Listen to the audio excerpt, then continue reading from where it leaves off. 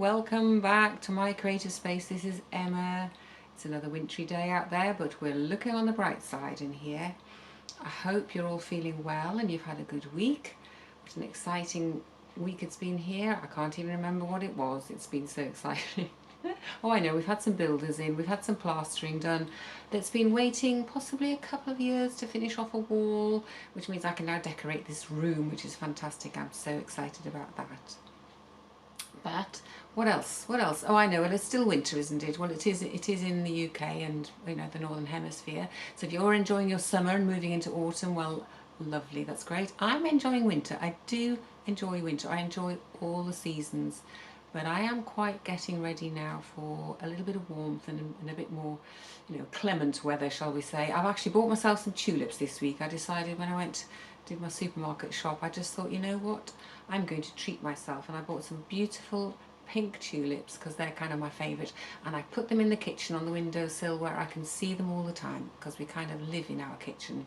And it was amazing how spending just a little bit of something, a little bit of money for myself, just brought me so much cheer and joy into the room. And I know they won't last forever, but it's a momentary thing, isn't it? And it was the feeling that instead of just buying the mundane things, which I normally do, which obviously are very important, just that little bit of cash spent on myself was lovely. Our kitchen's always a bustling place. I don't know about you, but we live in our kitchen, especially in the winter, because we have an Arga on, which is our sanity in the winter. And I call it Shackleton's hut in the winter. I don't know if you're a fan of Arctic explorers in the late 1800s, early 1900s. But they had these amazing huts that seemed to winter in when they went on their ships and they were stuck in the ice for the winter or whatever. And their hut would be just full of everything. And I think sometimes our kitchen's like that. We've got outdoor gear hanging on the pegs as you come in, and there's mud on the mat, and there's bits of hay everywhere, and the kitchen's just full of all the things that we do, and it's not just for cooking at all. It's basically a space for living in, which I think is rather nice if you embrace that. I've stopped trying to think of it as this immaculate kitchen space, because that just doesn't happen. We've never lived like that, and I've sort of just stopped thinking about it like that. I just appreciate having my family around me very much, and the warmth and the comfort that the kitchen gives us and the food that it produces for us.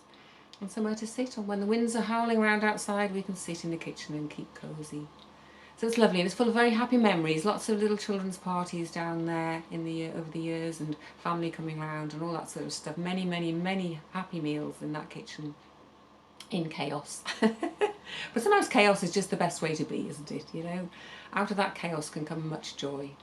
So today we're going to get on with this piece. I'm very excited to read your comments last week. It's always great to get your insight into these things, guys. And I'm just pleased and excited to be here with you, sharing this journey. And today we're going to see, I think we're going to be doing some stitching today. I think it's about time we got some actual thread and did some stitching. So let's get over to my table and go and have a look and see where we're at today. So just before we start, I just found this little card. It's a bit of inspiration that I have in my studio. And it's a quote by Rumi, and I think it just sums up what I'm doing here with my art these days. It says, as you start to walk out on the way appears. And I think that is so beautiful. It's exactly what it is. When you just start playing, ideas can come, and it's amazing. And this is a lovely piece of art by Yvonne, and she's up on the Isle of South Uist. And isn't that just lovely? A very inspiring thing to me. And the other thing that's inspiring me today, actually thinking about my tulips, I was thinking about these and how these were a very lovely Christmas present from a very dear friend of mine many years ago now, and I wear them every winter, and they bring such a comfort to me. They really help me keep warm in the winter time, and they were a gift not only for my warmth but also for my heart. Isn't that lovely? So every time I look at them and wear them, I think about my friend. I think that's lovely. So what I'm doing here is I'm pinning these on. These are the little pieces that I popped on here last week, and I'm just going to pin them on for now, and then I will get them stitched. And it's a very simple little thing. Now I've made the decision, oops, a little bit of something there. Now I've made the decision to put these on. It's just made everything so much clearer for me.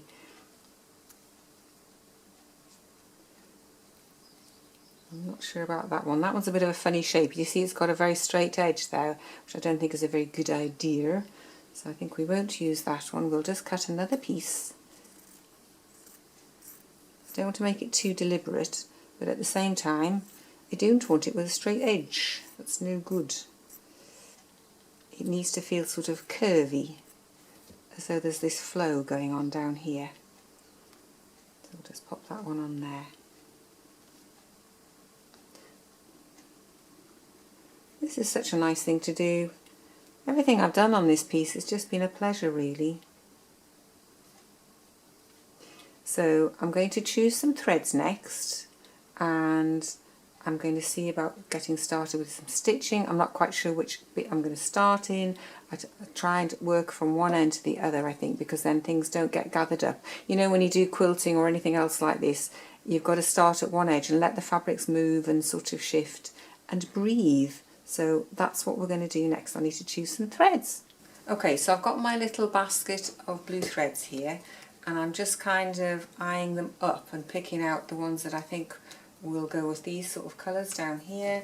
I'm going to be quite random and pick out plenty, so I've got lots to choose from, and perhaps add in colours that I might not think I will actually use, but I might do, you know. Sometimes it's helpful just to be a little bit over ambitious with these things, because you just never know, that might fit in perhaps with some of the white maybe.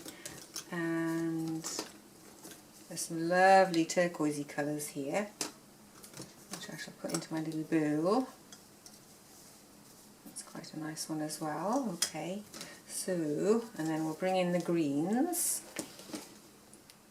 So I'm just thinking which greens are going to go in. I think that one, I'm a bit low on greens actually at the moment, I think, because I've done quite a few things with green in, and it's not a colour I genuinely have a lot of.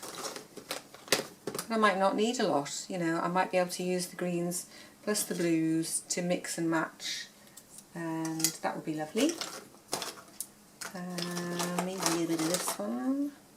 Oh, I quite like that. That's quite a bit different, a bit sharper, a bit more like the blues.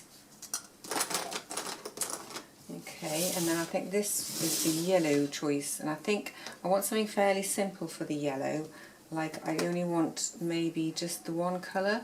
I'm going to let all the colours mix and mingle in this bit. But I think maybe the yellow just needs to be pretty yellow. I might think about putting in a bit of shiny thread into the yellow, but we'll see. We'll see. So I think that's enough to be going on with. We're going to get across to my sewing machine and get some stitching done.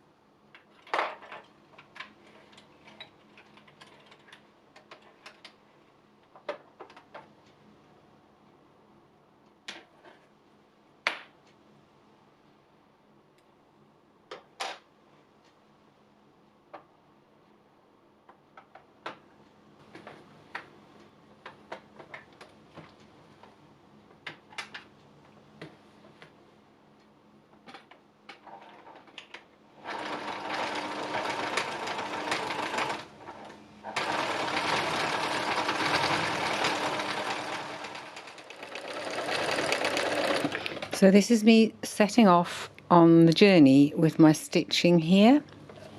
Just lots and lots of free machine embroidery. I'm just doing yellow on yellow at the moment, just to try and get started, and I'm going to try and work across and see where it takes me.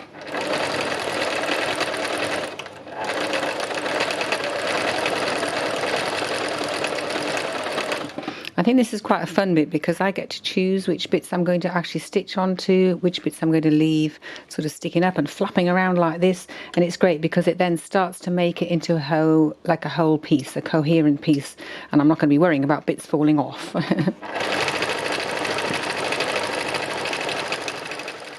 So I'm just going to stitch this little piece down here as well. I'm just going to try and catch it around the edges.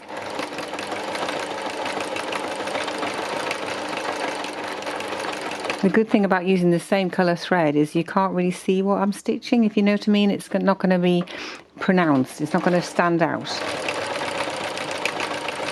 It's all going to look one, but it's going to be all about the different textures going on and the way the light reflects. Which I have to say is something I've always been interested in, is how the light reflects off the surface of what you're stitching and how the actual stitching changes that. Okay, so I've stitched this down now, and you can see how nicely those pieces just kind of blend in a little bit. I'm quite pleased with that. I've kept enough of this sort of frothy quality going on, so it's quite rough and ready, but the idea is it's about movement of the water and swirling, and you know, the feeling of flow going on here. So let me see, I am going to choose next to do some bluey blues, I think because there's quite a lot of blue on this side, and now I've stitched that, I can kind of work on this side and work my way up the piece. So I'm just wondering whether I use, I think that's too light and green. I'm thinking I want like a sort of a generic thread. I try and use one that will stitch a lot of areas down and not show up too much, and then I can add other colours on top. You know, I've got other shades I can use as well to add into the mix. I start to do a bit of thread mingling. So I'm just wondering whether I want to use this one, which is slightly different to that, or whether I'm going to in fact use this one, which this is actually a cotton thread. I don't have a lot of cotton threads, but this is cotton. So I think I might go with this one, although it's a little bit thicker. Ooh, choices. This is the thing, isn't it? Ultimately, it doesn't really matter, because once it's all stitched down, you just get an impression of the whole thing, don't you? You don't need to be too finicky. So, ooh, which one shall I go for? I think we're going to go for this one and let this one do its stuff, because I can use it onto the silver as well, and you can leak out a little bit onto the yellowy bits. You know, we can mix and match and blend. So I'm quite pleased with how it's going so far. It's a very gentle process, it's a very slow process, but I love how it's sort of evolving. So I'm going to get on with stitching this down, and I will show you it when I'm a little bit further down the track. It's quite fiddly to do this stitching, so I probably won't do a lot of it on camera, because I really have to keep my wits about me when I'm stitching these little bits and trying to keep bits sticking up and keep bits flat. So my challenge for you this week, ladies and gentlemen, is to think about, let's just move these out of the way a minute, is to think about the whole piece, which is what it looks like here, and what could we be adding in, bearing in mind it's actually going to be, let's just swivel it round a minute, bearing in mind it's actually going to be, what am I saying here, bearing in mind it's actually going to be vertical, really. What are we going to put onto it to create some interest? This is really the background, I would say, and there's obviously a lot going on with it.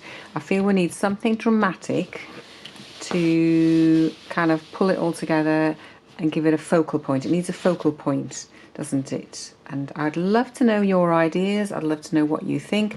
I don't mind if you want to do it this way, that's entirely up to you.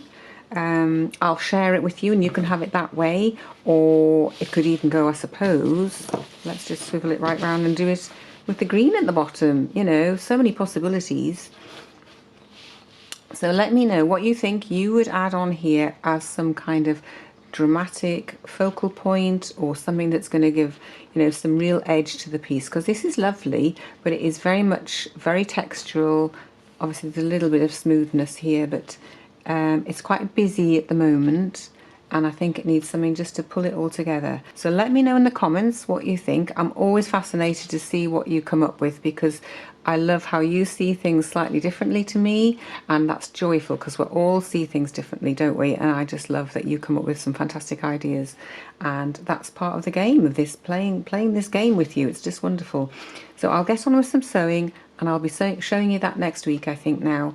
And because of course it's lunchtime. It's always lunchtime in my house. Did you know that? And we'll take it from there and we'll see what we all come up with. So thanks again for joining me here. It's absolutely brilliant to have you with me on this journey, and I will see you again very soon. Oh, one last thing, I forgot to say that my little heart brooch went to the giveaway that I did. Thank you very much everybody for taking part. It actually went to America in the end, and I was absolutely thrilled to bits. And the recipient even sent me a photograph of herself wearing it, and I was just thrilled to bits with that. It's just brilliant. What a small world we live in, basically. I sent that off to America in the post, and you know, it's just magic. A tiny little thing went off, a little bit of love shared around the world. So again, thanks for being here, thanks for joining in, and I'll see you next time. Bye for now.